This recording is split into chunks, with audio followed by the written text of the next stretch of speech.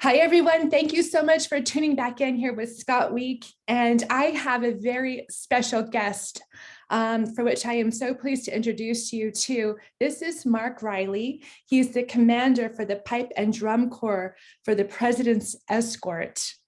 And I'm going to let him tell you in a minute a little bit more about that. So exciting. And also, he is the president for the Washington Tattoo. Excellent. Thank you, Cindy, for having me. It's an honor and a privilege to be here. Mark, welcome, and thank you for making the time to be on here with us. I am so fascinated about your work there in Washington. Both of these organizations that you work closely with. And so maybe let's start out by just talking a little bit about yourself. People always like to know a little bit about the person before the organizations and sort of work that you do. So where did you grow up? And Yeah, basically, my story is very much like any traditional fifer or drummer or piper and drummer. I grew up in a little bit north of New York City. My parents are originally from the Bronx, New York. I went to high school in Poughkeepsie, New York. But I started at the ripe old age of 7 playing in a fife and drum corps that would do local firemen's parades and Celtic festivals and things of that nature. But at 7 years old, I was carrying a flag. I wasn't very good as a drummer. But long story short, met some great instructors, some incredible people that have mentored me throughout my entire life.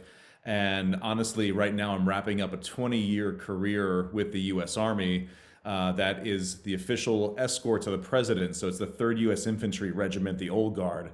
It's the same unit that does the Tomb of the Unknown Soldier, the U.S. Army drill team, and all of the presidential inaugurations since John F. Kennedy is with the Old Guard Fife and Drum Corps. And so I've been the commander of that unit. I'm relinquishing command. I've actually given over responsibility as of yesterday.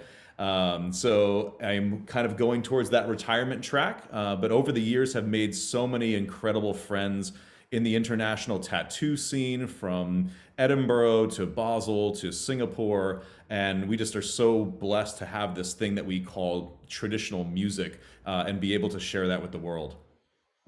oh, I'm so excited to have you on. I'm kind of bittersweet to hear that you're actually stepping down and retiring your position as commander for the Fife and Drum Corps for the President's Escort. But I'm sure after 20 years of service, you have some great stories. And why don't you tell us a little bit about what this corps does in terms of the inaugurations and anything else you might do for the President of the United States? Yeah, absolutely. So worked underneath. I've done 5 inaugurations, numerous White House arrivals. So when the heads of state come in to visit the president, we're there as the official escort and welcoming party. So have performed for Her Majesty Queen Elizabeth, have performed for Pope Francis. And again, it's an honor to be able to do it because as a kid, you never really think about what music can do for an individual and how that could set up someone for their entire life and their career. But so yeah, 5 inaugurations. And, got to see George Bush, got to see President Obama, President Clinton, Donald Trump, of course now Joe Biden. And I think right now when we look at the ability to say music and the military has been a part of each of these historic events, there's always this idea of ceremony, pride, heritage, and service that all seem to kind of come together at one moment. And that's really the bread and butter of what the Old Guard Fife and Drum Corps is. So if you see on C-SPAN or the news and you see the White House and you see a bunch of folks looking like George Washington, that's us, all dressed in the traditional colonial hat and wig with fifes and drums and bugles. And so have done that 20 years, but originally the Fife and Drum Corps started in 1960 as kind of a tip of the cap to the history and the heritage of the U.S. Army, and underneath the Kennedy administration really got powerfully engaged with traditional music and the honor of serving in the military. That's outstanding. And so I'm going to make sure that we have a picture to post here and a link if there's any footage that we can link to so that people can actually see what that looks like. And I'm sure many of our viewers have probably already seen you during an inauguration and maybe don't know it. So this would be exciting. 100%. It's always funny because you'll never know. We were on TikTok not too long ago, and we had something like 200,000 to quarter of a million hits on this one video of us doing this particular marching step. And none of us knew about it, but everyone saw there's something about the lemon pepper steppers was our TikTok handle, and it was us doing a traditional marching step. So it was very, very funny. How very fun. So I have a couple questions that come to mind that I feel like maybe some other people would ask if they had the opportunity. One being, okay, so you have been present for so many inaugurations. So in 20 years' time, would that be five? To be exact. And so having been present for 5 inaugurations, does one stand out in particular in your mind? And do you have any kind of fun story to share about an inauguration? You want to talk a little bit about that? Sure, sure. I mean, there's the glamorous side and there's always the not so glamorous side. So you have the rehearsals prior to the very early mornings, the Secret Service sweeps, all of that is part of the entire package. But I would have to say, being in the military, you're part of a kind of an idea of being pretty conservative, of being a military unit, lots of tradition and things of that nature. But the military has been an agent of change for so many generations that it's interesting that it has this duality of being kind of a conservative idea, but then also introducing the arts, which is a very liberal idea. And you're in both of these two worlds together. And that's a very powerful place to be in Washington because, as we know, Washington is the home and the center of US politics. Some people say the world politics, but we get to be a part of all of it. And we get to be able to pull the good out of every president that we serve for. So I will have to say, when you think about the story of Barack Obama and being the first African-American president, there was just something that was, I even get chills thinking about it right now. There was something magical in that moment where everyone, regardless of their background, story, or political ideas, they could get behind this idea that America was taking this new step forward and really honoring that piece of American history. So I would say, from a specialty point, that inauguration really was something extraordinarily special because it was so unique and it was so much a powerful piece of history that you just couldn't ignore it, no matter who or what ideology you come from.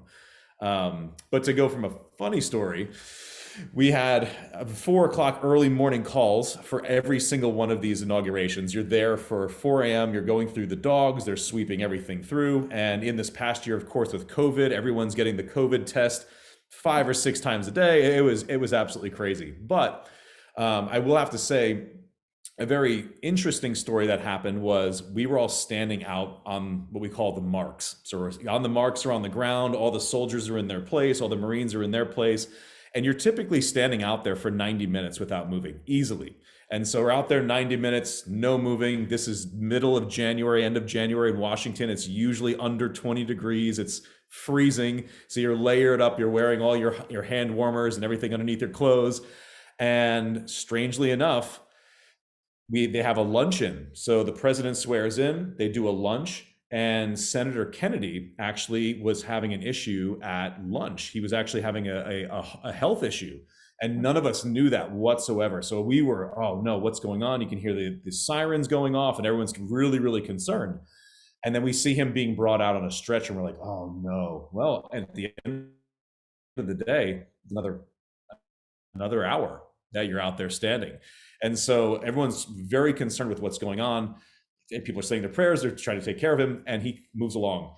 The next thing that happens, they have to reset everything. So they move everybody over, they move everybody back onto the marks. Another 45 minutes goes by. So, I mean, I think we were standing there for close to 3 hours. And finally, the drum major gives the ready step for everyone to forward march. And I would say close to about 500 service members, you hear this collective groan, on this first step forward, and you could just feel everyone was just in so much pain from just standing there for 3 hours straight. But luckily everyone was okay at the end of that day, and so it was all right. So, but that was a crazy story just to be a part of that moment. Oh my goodness. Well, I can kind of relate just a little bit. I'll never complain again because I do play with pipe bands and Uh, in mass bands, and we have to stage before we go into the mass band arena. And I complain after about 45 minutes to an hour. So from now on, I'll think of you and I will never complain again. That's pretty incredible. 3 hours straight. Can't imagine. it's tough. It's tough. So I can imagine because you're now retiring, do you have any thoughts of writing anything in terms of maybe writing a book or something about your experiences and your time in this position? Because it is so fascinating. And I could talk with you for days and just ask so many questions about everything. No, I love it, and it's funny that you bring that up because I've been asked that before about drumming because my trade is a drummer, and I gave it up. I still play quite a bit, but 5 years ago I became really administrative when it came to my job, and you see a lot of very interesting things, and so I mean the idea of writing a book has definitely crossed my mind. And really, I think more from the impact of what we can give other people, giving people excitement, giving them opportunity, giving them inspiration to do something with music. And what's so incredible about it is that over the years, because of social media, because of technology, we've been able to connect with people from around the world. We're connecting here across the country. And what started to happen are these organizations that were traditional in nature started using technology to strategize how they can bring their traditional music to the 21st century. And I know in piping and drumming, that's a big thing with having Zoom rehearsals and Skype lessons and things of that nature. But what's also very interesting is that these international drummers started really coming together over the last handful of years. And so a good friend of mine, Jim Kilpatrick. I'm sure most people are familiar with him, and Tyler Fry and Stephen Shedden. These guys have become really good friends because of our love and passion for traditional drumming. And so, what's really started to happen across the internet is that we've been putting together these kind of symposiums and online trainings for French drumming, for Scottish drumming, for American drumming, for Swiss drumming. And then we would take these online meetings and we started to put them in play in real locations. So starting in 2016, we created what was called now the Society of International Rudimental Drummers. Super long name, bunch of drumming nerds. We're all a bunch of drumming nerds together.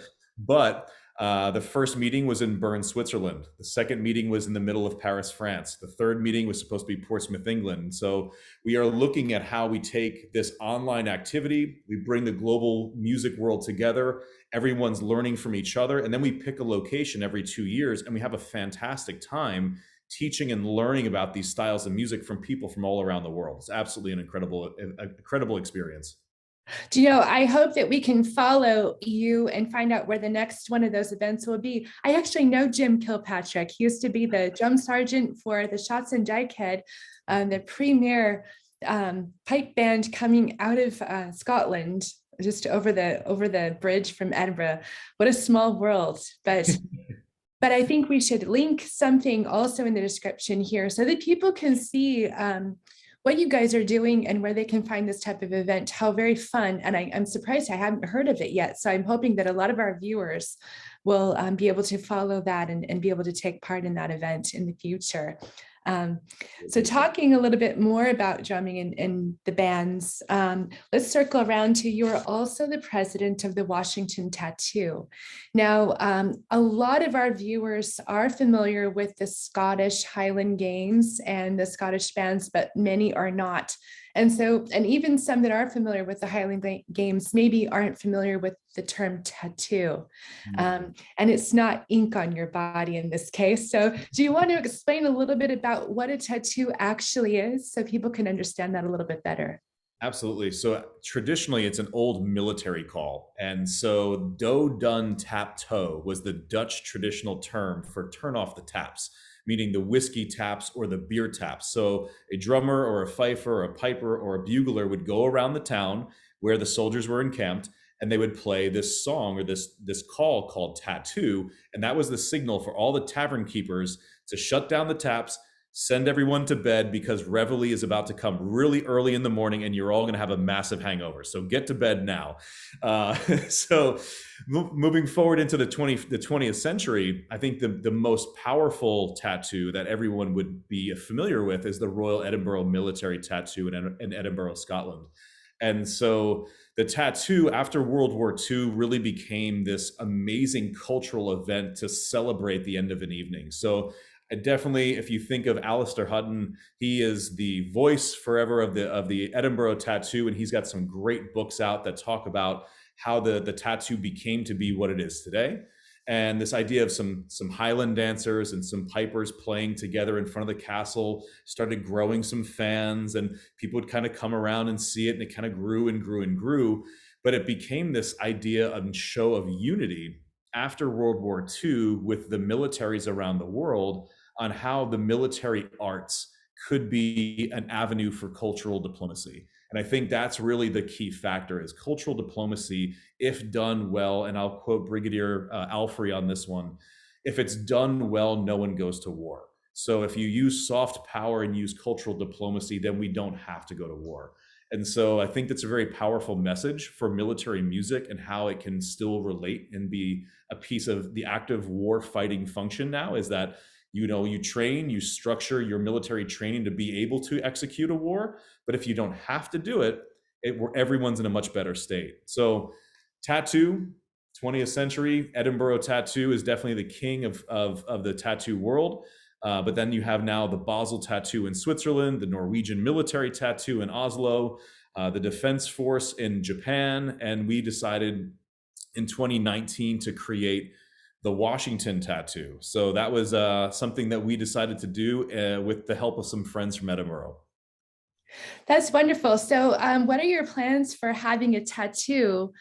Are you going to have one this year? And if so, give us that information. How can people come and enjoy and watch? Sure. So we are building a roadmap. We've built a glide path to 2026 is actually what we're doing right now. So 2026 is the 250th anniversary of the United States. And there is a act that was passed through Congress called America 250, and it's going to celebrate the 250th anniversary of the United States. So what we're doing is we're looking onto the horizon for a very large international music festival that will be the Washington Tattoo.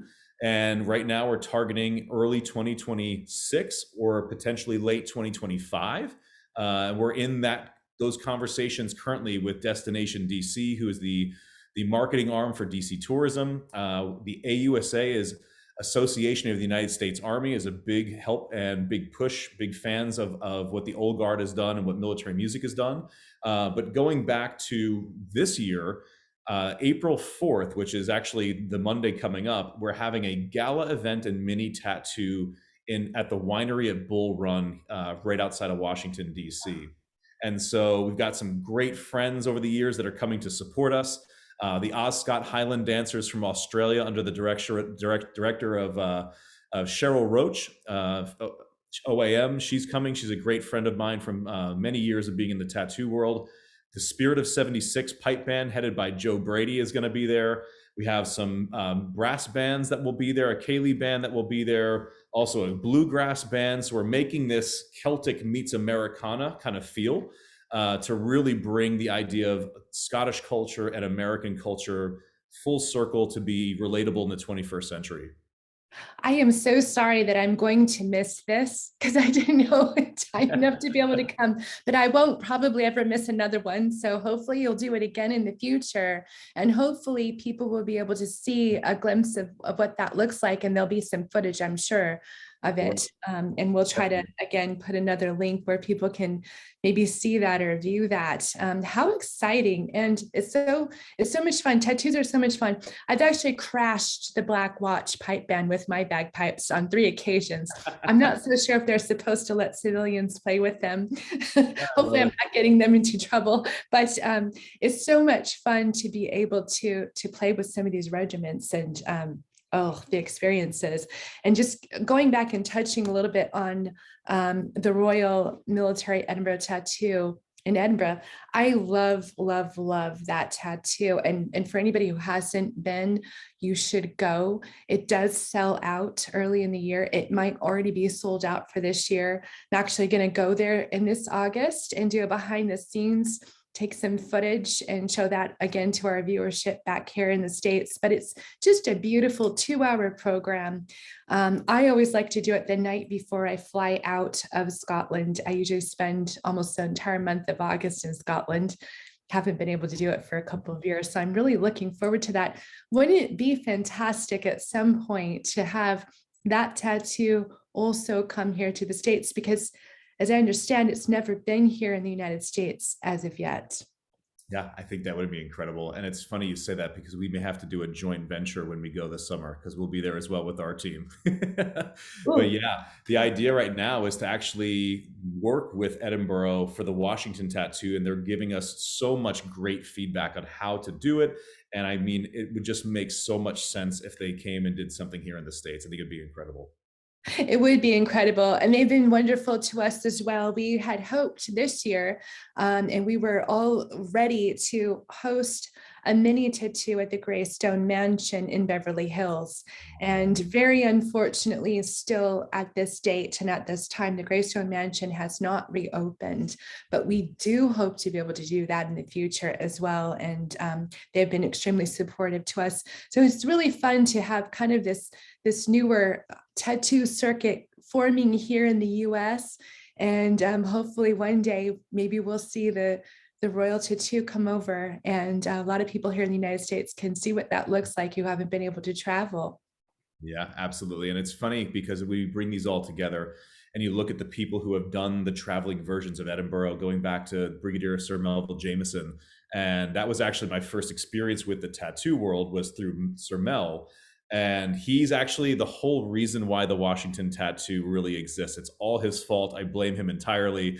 But Sir Mel, for many years, would elbow me in the ribs and say, "Why does this not exist in Washington? Why does this not exist in Washington?"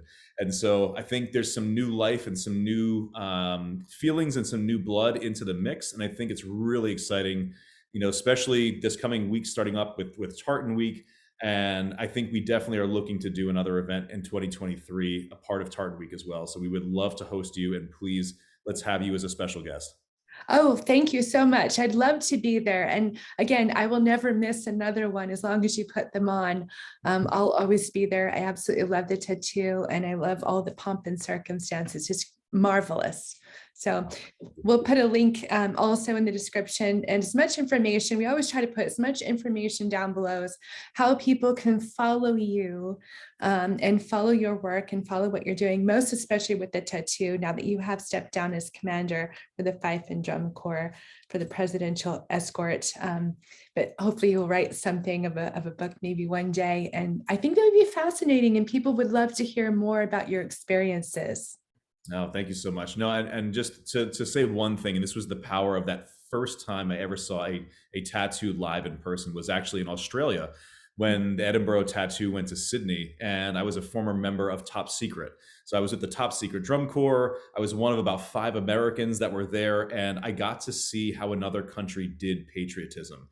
And that just rocked me to my core and it opened my eyes. And so I think there's a lot of power in the conversation that we're having today. It's good for youth to be a part of it. It's good for multiple generations to see that, look, the tradition is still going on. It's still strong. And how can we connect these multiple generations through the power of music? Okay, so I just have to stop you right there and say, wait, you were part of the top secret, the Swiss top secret drum corps. Are you kidding me? That's, that's probably, I always look for them at every tattoo every year in Edinburgh. I'm always hoping and praying that they're there. That's my favorite. Oh my goodness. Wow. How many No, years? I was very, very lucky, very lucky. So I actually performed with them once, but I was actually very blessed to actually have written the music for them for 5 years. So my great friend Eric Juilliard, who will be at our event on Monday, Eric Juilliard and I we're working on this show. So basically, anything that you heard of Top Secret from 2005 through about Swiss arrangers all worked together to bring those shows to life. So if you Oh, saw all those top secret shows, there was a lot of writing that I was able to do. that's fantastic. Well, and for those of you who haven't seen the Swiss Top Secret Drum Corps, my goodness, it's just a drum line. But I feel like that's a terrible thing to say, just a drum line, because I'm a piper. But it's like the most incredible drumming you've ever seen in your life. And I always thought that they were all Swiss, but apparently not everyone, but that's okay. But sometimes they even light their drumsticks on fire while they're performing, and they're like torches. It's the most incredible performance. I'm going to try to find one and link that here as well. It's so much fun. Absolutely. Absolutely. It was an honor and a blast. And I have to give all the best to Mr. Eric Juilliard. He has done so much for my career, and him and Sir Mel together are a very dangerous combination. Well, okay, so how can people, do you want to verbally tell people how they can follow you and your work and your Washington tattoo? Absolutely. So if you look us up, we are www.thewashingtontattoo.com, as well as on Instagram, Facebook, and LinkedIn, all the same, The Washington Tattoo. You can find us on all those platforms. And we also have a podcast, the Washington Tattoo Podcast. You'll find military advocates, some incredible interviews with some Sir Mel is on there, Eric Juilliard is on there, Jim Kilpatrick is on there. So we've got some great interviews for some fantastic musicians. But yep, podcast and the website and all the social media channels. That's fantastic. We'll definitely follow you. And Mark, thank you so much for taking the time to be here with us today. I can't wait to come and meet you in person. I will be in New York. I don't know if you will be next week for Tartan Week. And I hope to come and see your tattoo very, very soon, and to follow you and follow what you're doing on an ongoing basis. Thank you so much for being here with us today. Thank you so much, Cindy. Have a wonderful day.